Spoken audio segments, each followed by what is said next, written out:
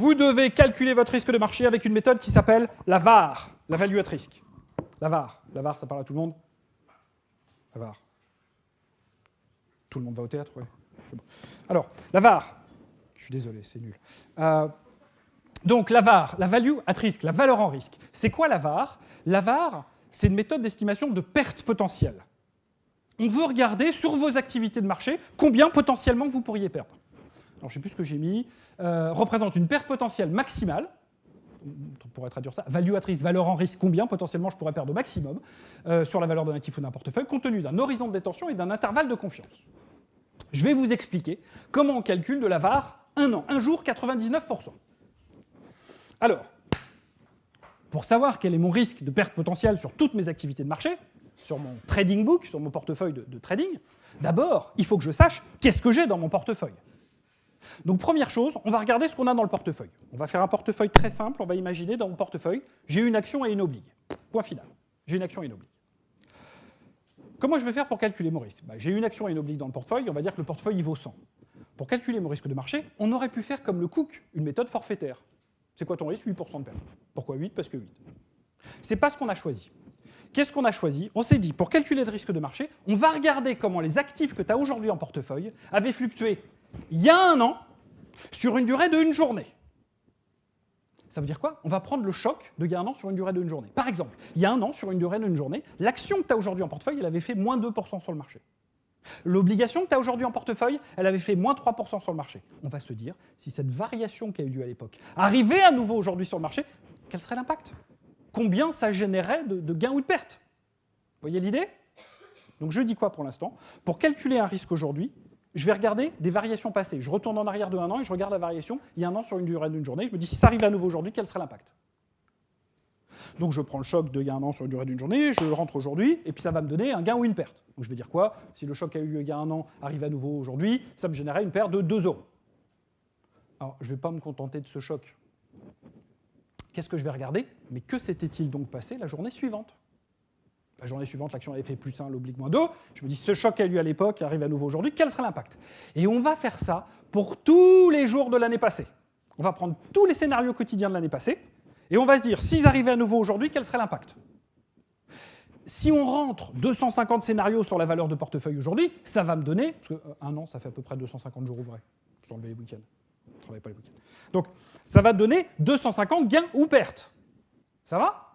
Qu'est-ce qui m'intéresse avec la value at risk? Les gains ou les pertes? La value at risk. Même le à cette heure-ci, vous allez encore y arriver. Les pertes, on est d'accord. Ce qui va m'intéresser, c'est les pertes.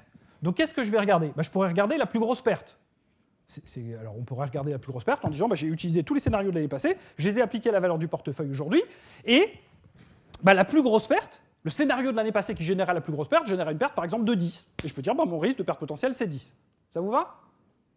Vous pouvez me dire, attendez, c'est arrivé une fois sur 250 jours, c'est pas représentatif. Qu'est-ce que je fais?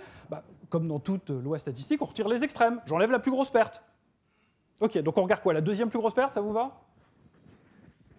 Non, la troisième, la quatrième? Donc, j'arrête, je dis quoi? Est-ce qu'on regarde la plus grosse perte? Non, la deuxième, la troisième, non. C'est une value at risk un an. On est retourné en arrière de un an. Un jour, on a pris des chocs sur une journée.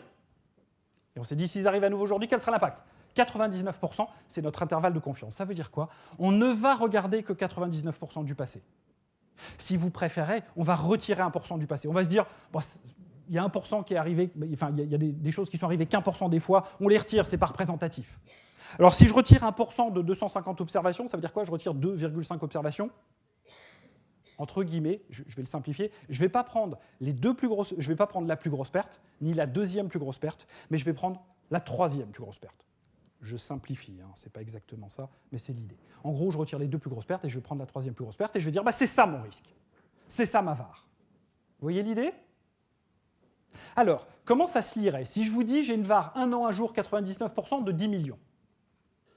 J'ai une VAR 1 an, 1 jour, 99% de 10 millions. Ça veut dire quoi? Ça veut dire que j'ai 99% de chance de ne pas perdre plus que 10 millions en une journée, en fonction de ce que j'ai observé l'année passée. Je le réexplique de manière plus littéraire.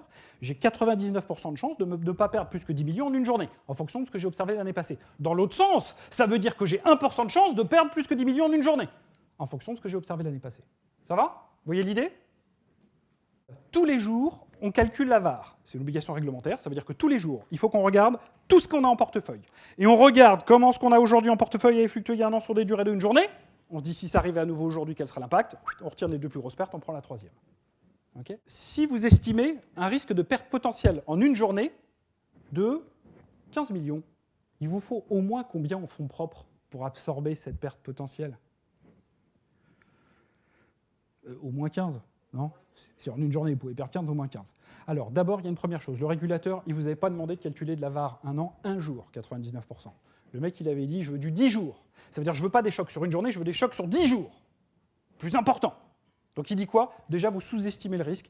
Donc, on va ajouter un petit coefficient pour ramener ça sur du 10 jours. Donc, déjà, en fonds propres, ce n'est pas 15, c'est 15 fois racine de 10. Enfin, bon, 15 fois 3, on va dire. Racine de 10, à peu près 3. Il faut 3 fois plus. Ça va? Déjà, c'est ça. Et puis ensuite, cette méthode, vous la trouvez bien? Ici, imaginez l'année passée a été très calme. Ça veut dire quoi? Les scénarios que vous utilisez, les petits scénarios, ça va vous donner quoi? Petite VAR. L'année passée a été très forte, très volatile. Ça veut dire quoi? Les scénarios vont vous donner des grosses pertes. C'est très cyclique comme truc. OK? Et donc, c'est une bonne méthode de calcul des risques dans des conditions, je vais dire, normales de marché. Pas dans des conditions extrêmes. Okay. Donc, bon, voilà, c'est une méthode. Bon, déjà, je vous dis, si vous voulez le détail, effectivement, on prend la VAR un jour, parce que toutes les banques ont calculé du 1 jour. Vous inquiétez pas, on a tous fait du 1 jour. Le régulateur, il a demandé du 10 jours, il dit quoi? Vous multipliez par racine de 10. Et puis il dit quoi? Ouais, vu que la méthode, elle est un peu légère, on va encore rajouter une pondération, un truc qui va osciller entre 3 et 4. OK? Vous venez me voir à la pause si vous voulez savoir pourquoi. OK? Bizarrement, personne ne vient jamais me voir à la pause. OK, donc déjà, c'est le premier truc. Mais effectivement, c'est une méthode de calcul de risque dans des conditions, on va dire, normales de marché, pas dans des conditions extrêmes.